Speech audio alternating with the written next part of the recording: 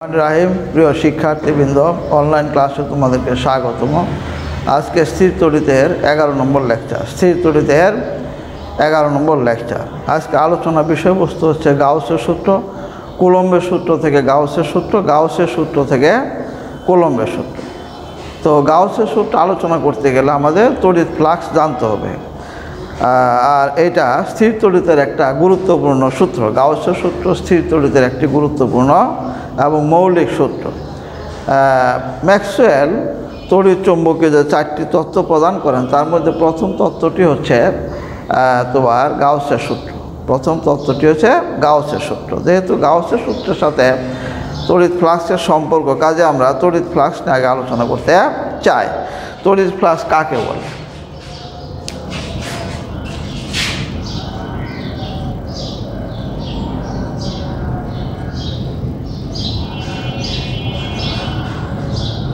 Electric flux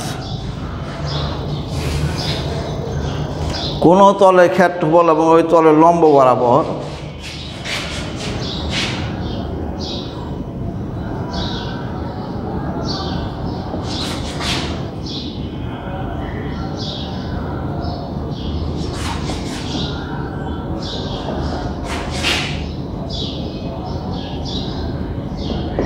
ওই তলের লম্ব বরাবর তড়িৎ ক্ষেত্রের উপাংশের গুণফলকে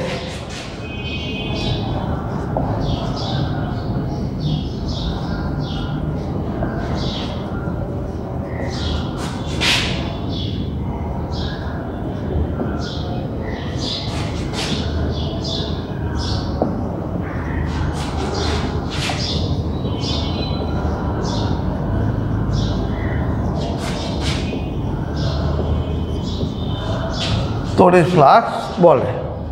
এখানে মনে করো একটা তল আছে, এই তলের ক্ষেত্রফল মনে করো এস।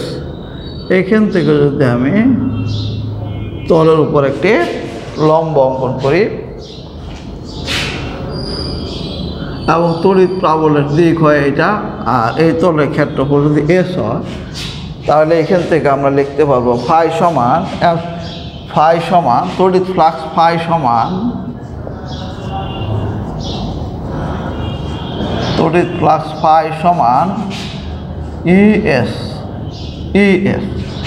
তাহলে তলের ক্ষেত্রফল হলো এস, ওই তলের লম্ব বরাবর তড়িৎ ক্ষেত্রের উপাংশ হইতেছে ই।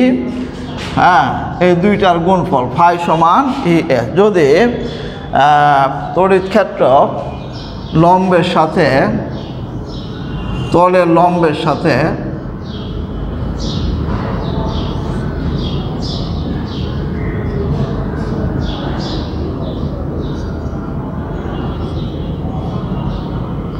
থিটা কোণ উৎপন্ন করে,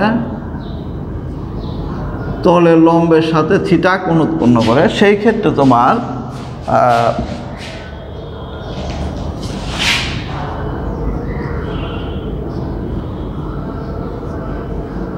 লম্বটা হবে ই কস থিটা। কারণ আমরা জানি কি কস থিটা সমান ভূমি বাই অতিভুজ। যদি আমি এখান থেকে একটা লম্ব আঁকি, আন্ডারস্ট্যান্ড, তাহলে মনে করো এইটা পি কিউ আর, তাহলে কস থিটা সমান ভূমি বাই অতিভুজ। ভূমি হলো তোমার পি কিউ, অতিভুজ হলো পি আর। তাহলে পি কিউ সমান P R cos theta. P R মানে ই কস থিটা। সেই ক্ষেত্রে তড়িৎ ফ্লাক্স ফাই সমান হবে ই কস থিটা ইন্টু এস। তার মানে ই এস কস থিটা, তার মানে ই ডট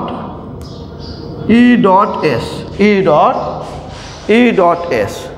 যদি এই তলটা যদি খুব সামান্য হয়, পরিমাণ যদি খুব ক্ষুদ্র হয়,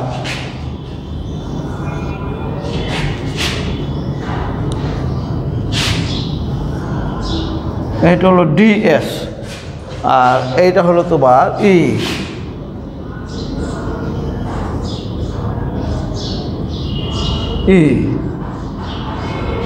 সেই ক্ষেত্রে তোমার ফাই সমান হবে e dot DS. D phi সমান তাহলে তোমার তড়িৎ ফ্লাক্সের পরিমাণও ক্ষুদ্র হবে। তলের পরিমাণ যদি ক্ষুদ্র হয় তড়িৎ ফ্লাক্সের পরিমাণও ক্ষুদ্র।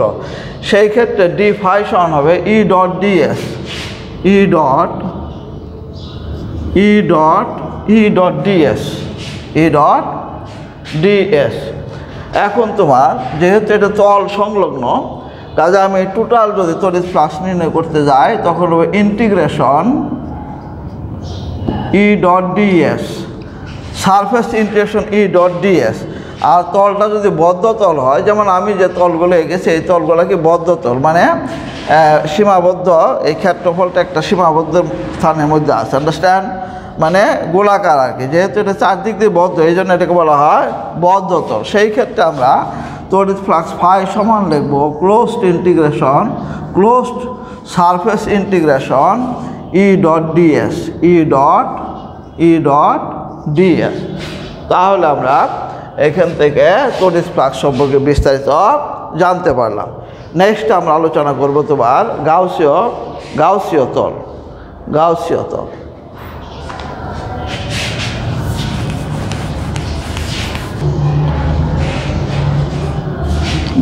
তল একটি আধানের চারিদিকে কল্পিত বদ্ধ তলকে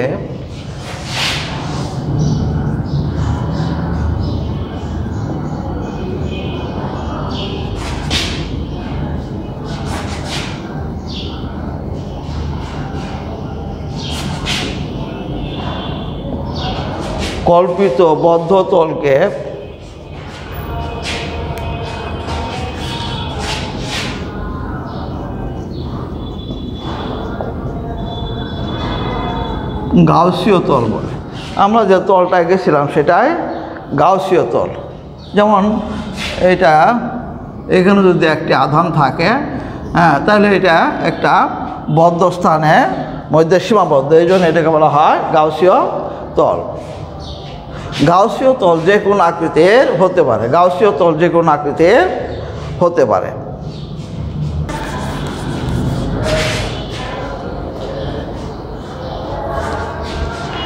এখন আমরা গাউসের সূত্র নিয়ে আলোচনা করব। গাউসের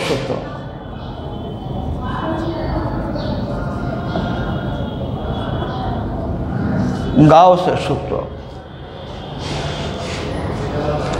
এই সূত্রটা দেন বিজ্ঞানী কার্ল এফ গাউস বা গণিতবিদ, প্রখ্যাত গণিতবিদ কার্ল এফ গাউস, প্রখ্যাত গণিতবিদ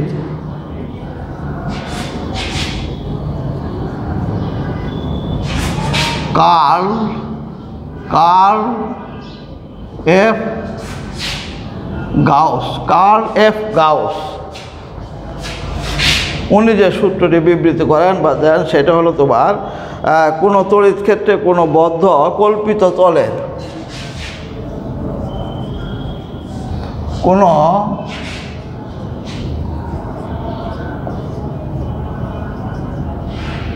তড়িৎ ক্ষেত্রের কোনো বদ্ধ কল্পিত তলের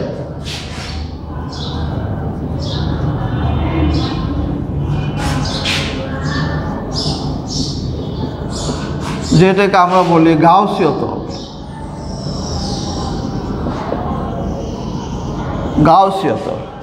কোনো তড়িৎ ক্ষেত্রে কোনো বদ্ধ কল্পিত তলের তড়িৎ ক্ষেত্রের এপসাইলন নট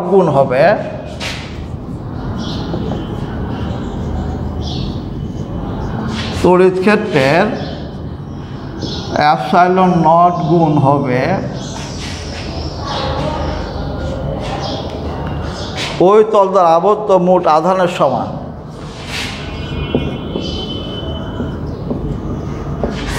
ওই তল দ্বারা আবদ্ধ মোট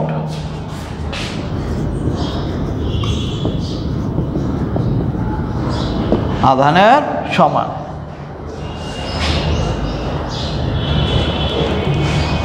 বদ্ধ তলের ক্ষেত্রফলকে যদি আমরা এস দ্বারা সূচিত করি,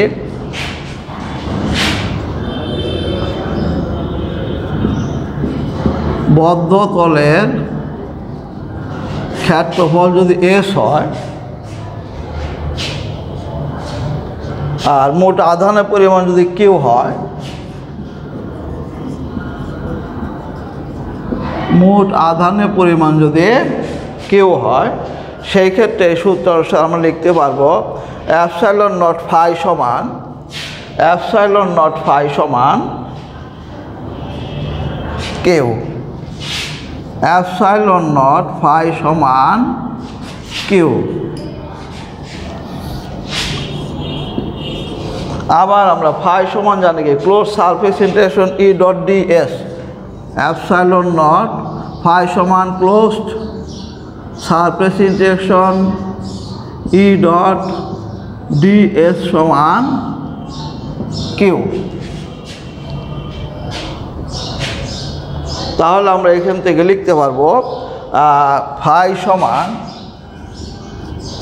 সমান close to surface interaction E dot D S, close to surface interaction E dot D S. এইটা আমরা এর আগের সমীকরণে আমরা লিখেছিলাম তড়িৎ ফ্লাক্সের সময় ফাই সমান close to surface interaction E dot DS সমান, আবার এইখান থেকে 1 নং সমীকরণতে লেখা যায় ফাই সমান q by epsilon naught, q by epsilon naught, q by epsilon naught. Understand?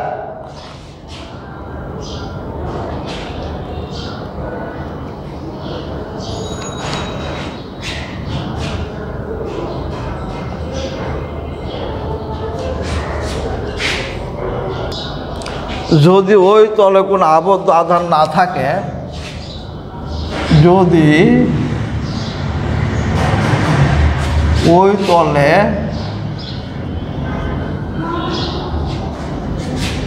কোনো আবদ্ধ আধান না থাকে,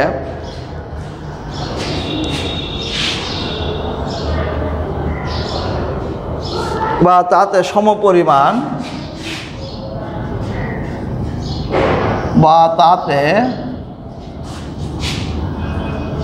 সমপরিমাণ ধনাত্মক ও ঋণাত্মক আধান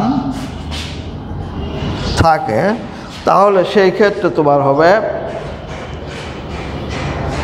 ফাই সমান closed surface interaction E dot D S সমান 0, কারণ আধান না থাকলে সেখানে তড়িৎ প্রাবল্য থাকবে না, সেই ক্ষেত্রে তড়িৎ ফ্লাক্সের মান হবে 0। তাহলে 2 নং সমীকরণ থেকে আমরা সমীকরণ 2 থেকে আমরা লিখতে পারি তড়িৎ ক্ষেত্রে কোনো বদ্ধ তলের উপর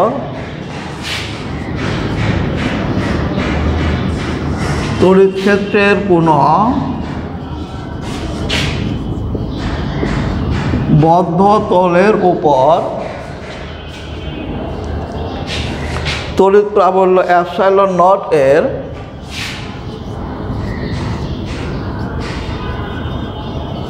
তড়িৎ প্রাবল্য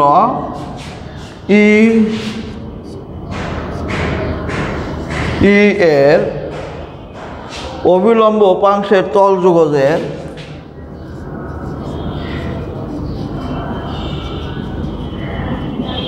অবিলম্ব উপাংশের তল যুগজের এপসাইলন নট গুণ হবে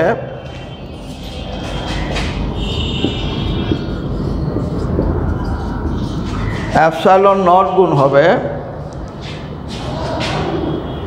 ওই তল অভ্যন্তরস্থ মোট আধানের সমান,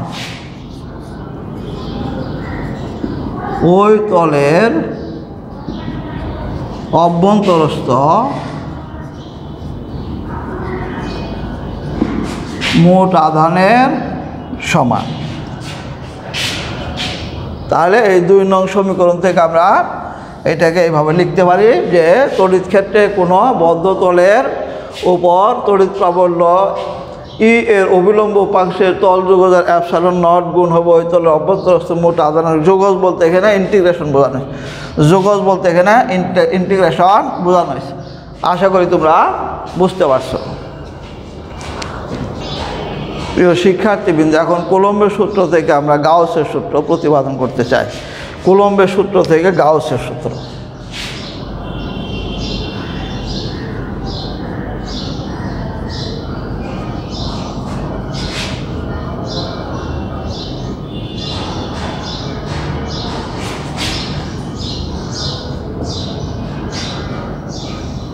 কুলম্বের সূত্র থেকে গাউসের সূত্র।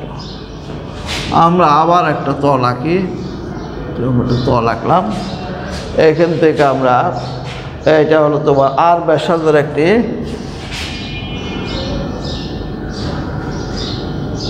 এখানে একটা ধনাত্মক আধান, এখানে ধনাত্মক আধান কিউ আছে, কেন্দ্রে ধনাত্মক আধান কিউ আছে।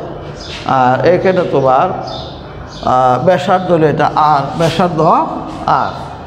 আর তড়িৎ প্রাবল্য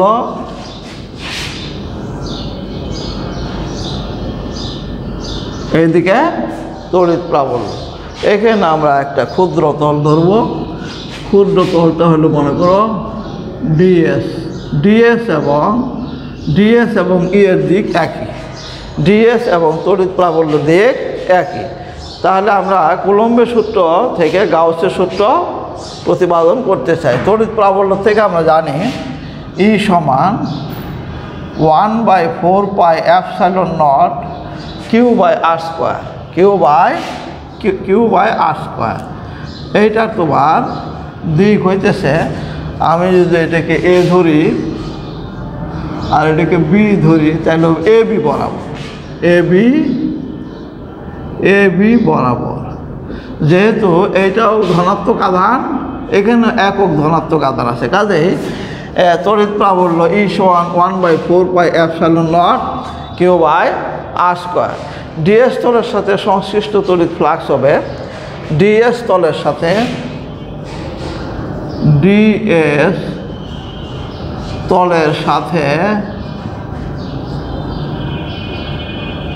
সংশ্লিষ্ট তড়িৎ ফ্লাক্স হবে ডি ফাই সমান E dot DS, D phi সমান E dot DS, D phi সমান ই ডট ডিএস। আবার আমরা জানি ফাই সমান এই ক্লোজড সারফেস ইন্টিগ্রেশন, ফাই সমান closed surface integration E dot DS, এখানে ই এবং ডিএস এর দিক একই, কাজে এটাকে আমরা লিখতে পারবো closed surface integration E D S cos 0 degree, cos 0 degree মান 1, কাজে closed surface integration E D S, understand. আর এই গোলকের ক্ষেত্রফল হবে তোমার 4 পাই আর স্কোয়ার, তার মানে closed surface integration S DS সমান 4 পাই আর স্কোয়ার। তাহলে আমরা এখানে যদি মান বসাই দিই ই এবং ডিএস এর, তাহলে কী দাঁড়ায় দেখো, ই সমান হলো 1/q/4 pi epsilon nought R square. আর এখানে ক্লোজ সারফেস ইন্টিগ্রেশন ডিএস সমান 4 পাই আর স্কোয়ার। তাহলে এখান থেকে আমরা পাইতেছি q by epsilon naught, q by কাটাকাটি গিয়া এখানে থাকবে কিউ বাই এপসাইলন নট। এখান থেকে আমরা লিখতে পারি বা এপসাইলন নট ফাই সমান কিউ, এপসাইলন নট ফাই সমান কিউ। আর ফাইয়ের পরিবর্তে আমরা লিখতে পারি closed surface integration E dot DS সমান কিউ, কাজে আমরা এখান থেকে কুলম্বের সূত্র থেকে গাউসের সূত্র প্রতিপাদন করতে সক্ষম হলাম। আশা করি তোমরা বুঝতে পারছো। গাউসের সূত্র থেকে কুলম্বের সূত্র প্রতিপাদন করব। গাউসের সূত্র থেকে কুলম্বের সূত্র।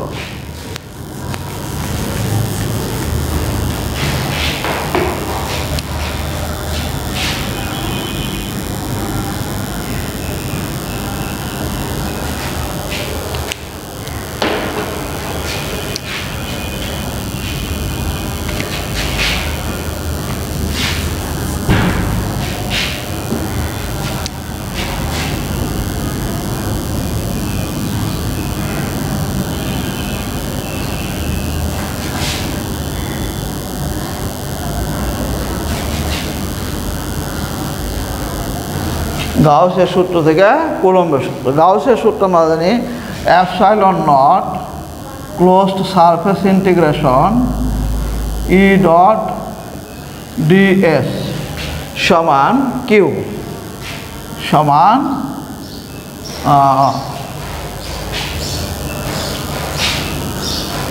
সমান কিউ। গাউসের সূত্র থেকে আমরা জানি। আবার আমরা জানি কি ক্লোজ সারফেস ইন্টিগ্রেশন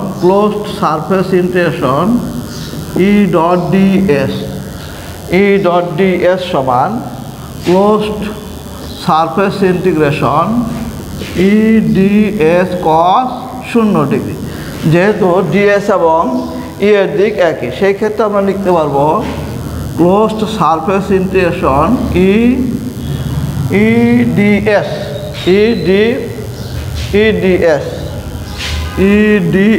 এইটাকে আমরা লিখতে পারবো। ই যদি আমি বাইরে নিয়ে আসি তাহলে ক্লোজড সারফেস ইন্টিগ্রেশন ডিএস, আর ডিএস এর পরিবর্তে লেখা যাবে 4 পাই আর স্কোয়ার। ডিএস এর পরিবর্তে 4 পাই আর স্কোয়ার। তাহলে আমরা সমীকরণ 1 থেকে লিখতে পারবো। সমীকরণ এইটাকে যদি আমি সমীকরণ 1 থেকে আমরা লিখতে পারবো